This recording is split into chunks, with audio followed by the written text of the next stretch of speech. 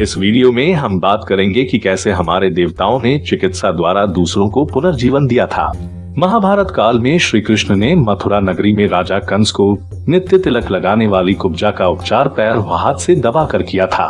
कुब्जा जो आगे को झुकी हुई थी, इनको एंकिलोजिंग स्पॉन्डिलाइटिस था। श्री कृष्ण जी ने न्यूरोथेरेपी चिकित्सा द्वारा उसे रोग मुक्त कर दिया। इसी प्रकार रामायण काल में महर्षि गौतम की पत्नी अहिल्या गहरे अवसाद में आकर पत्थर के समान हो गई थी। न रोती थी, न बोलती थी।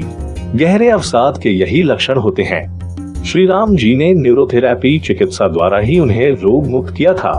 न्यूरोथेरेपी चिकित्सा में किसी अंग की खास नस को दबाया जाता है, जिससे वो अंग पुनर्जीवित हो जाता है।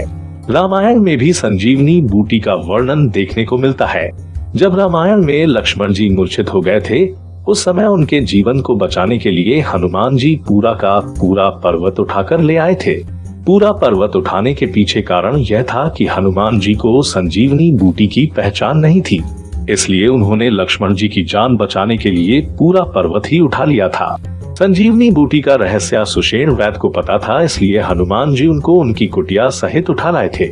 सुषेण वैद्य जी ने शिव की तपस्या करके उनसे अमर होने का वरदान मांगा था, लेकिन शिव ने कहा यह संभव नहीं, लेकिन मैं तुम्हें संजीवनी विद्या के बारे में बता सकता हूँ। तब उन्हें संजीवनी बूटी की विद्या का ज्ञान हुआ था। जीवनी एक वनस्पति का नाम है जिसका उपयोग चिकित्सा कार्य के लिए किया जाता है। इसका वैज्ञानिक नाम सिलाजिनेला ब्राह्मटेसिस है और इसकी उत्पत्ति लगभग 30 अरब वर्ष पहले कार्बोनिफेरस युग से मानी जाती है।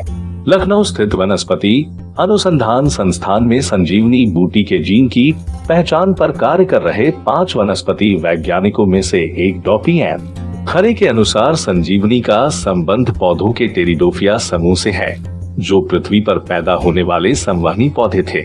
उन्होंने बताया कि नमी नहीं मिलने पर संजीवनी मुरझाकर पपड़ी जैसी हो जाती है, लेकिन इसके बावजूद यह जीवित रहती है और बाद में थोड़ी सी ही नमी मिलने पर यह फिर से खिल जाती है। यह पत्थरों तथा शुष्क सतह पर भी उग सकती है।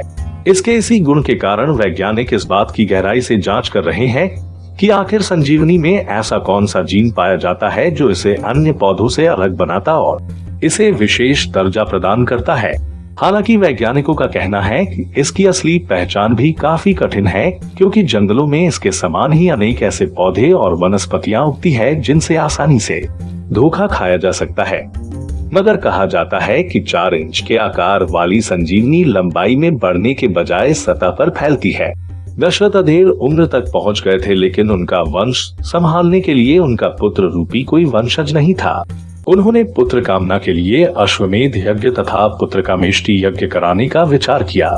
उनके एक मंत्री सुमंत्र ने उन्हें सलाह दी कि वह यह यज्ञ अपने दामाद ऋषशृंग या साधारण की बोलचाल में श्रृंगी ऋषि से करवाएं। दशरथ के कुल गुरु ब्रह्मर्षि वशिष्ठ थे। वह उनके धर्म गुरु भी थे तथा धार्मिक मंत्री भी। उनके सारे धार्मिक अनुष्ठानों की अध्यक्षता करने का अधिकार केवल धर्म गुरु को ही था। अतः वशिष्ठ की आज्ञा लेकर दशरथ ने श्रृंगी ऋषि को यज्ञ की अध्यक्षता करने के लिए आमंत्रित किया। श्रृंगी ऋषि ने दोनों यज्ञ भली भांति पूर्ण करवाए तथा पुत्र कामेष्टि यज्ञ के दौरान यज्ञ वेदी से एक अलौकिक यज्ञ पुरुष या प्रजापत्य पुरुष उत्पन्न हुआ तथा दशरथ को स्वर्ण पात्र में नैवेद्य की औषधि प्रदान करके यह कहा कि अपनी पत्नियों को ये प्रसाद खिलाकर वह पुत्र प्राप्ति कर सकते हैं। दशरथ इस बात से अति प्रसन्न हुए और उन्होंने अपनी तीनों पत्नियों को प्रसाद, जो कि एक औषधि थी, खिला दिया, जिस कारण श्री राम कौशल्या से, भरत कैकेयी से तथा लक्ष्मण शत्रुघ्न सुमित्रा से का जन्म हुआ।